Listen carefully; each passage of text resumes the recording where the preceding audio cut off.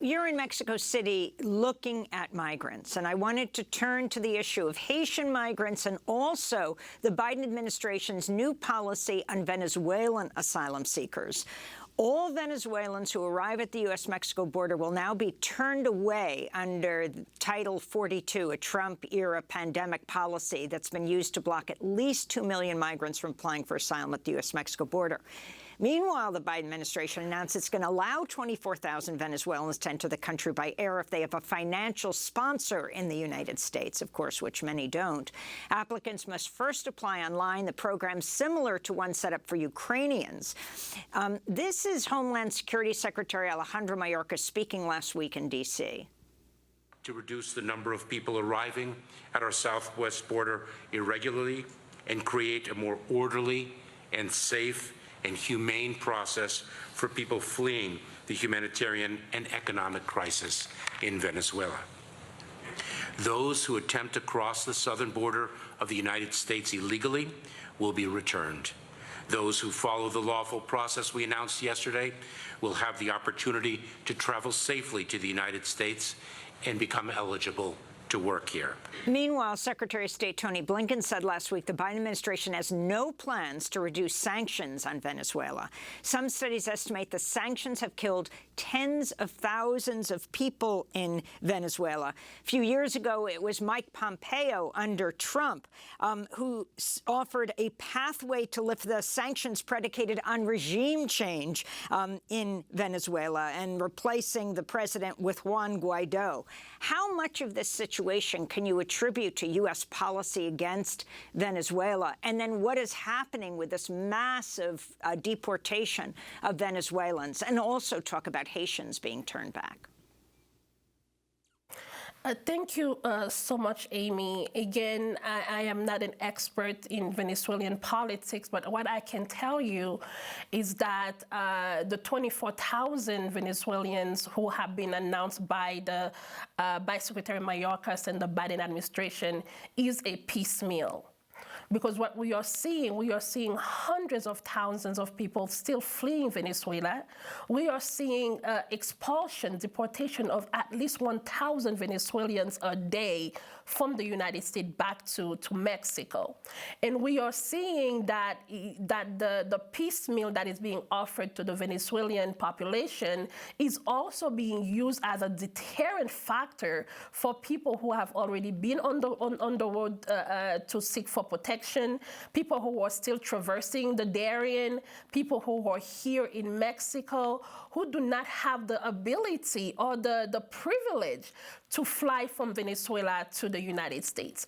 I think when we are looking into how we are welcoming people, we must center compassion, not just using carrots in a stick just to deter people, but really provide wholesome protection for folks. So I am here in Mexico City looking into how it is affecting, impacting the migrant population, people in mobility, people in displacement, people who are searching for asylum and protection, whether they are from Venezuela, whether they are from Ukraine or from Haiti, they must all welcome with dignity. And what we are seeing happening to the Venezuelan community is unacceptable. Although we welcome the idea of providing, the protection for the 24,000, but what will happen with the hundreds of others who are already at the U.S.-Mexico border?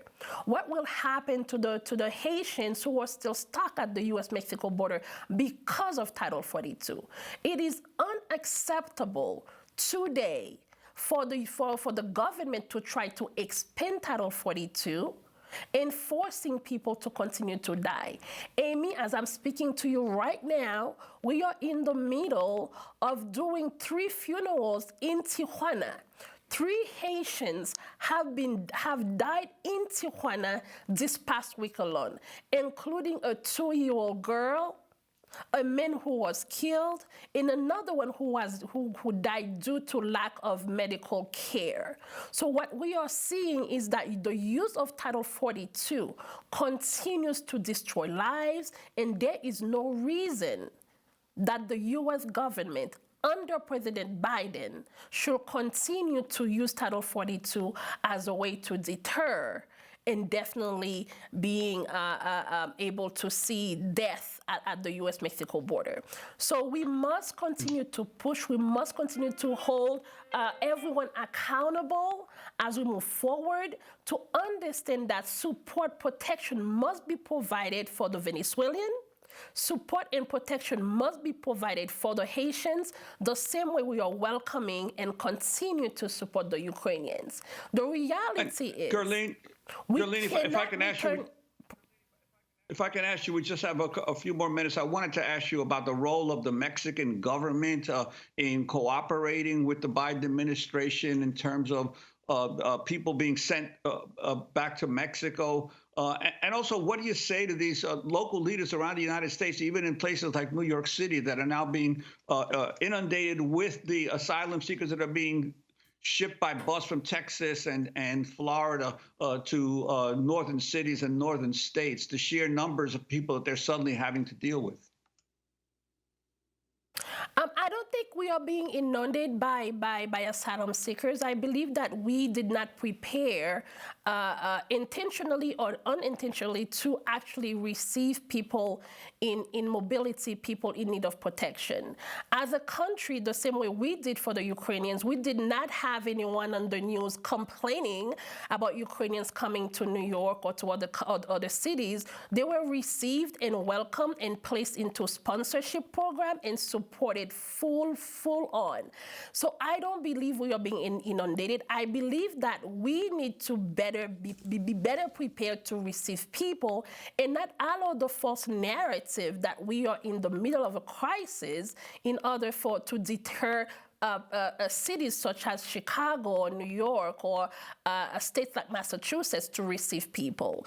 We applaud the states and the cities who are receiving people, but we know that the federal government can provide the support needed to welcome those people, just like we have done for the Ukrainians. And we still have yet to see any welcoming program for the Haitians.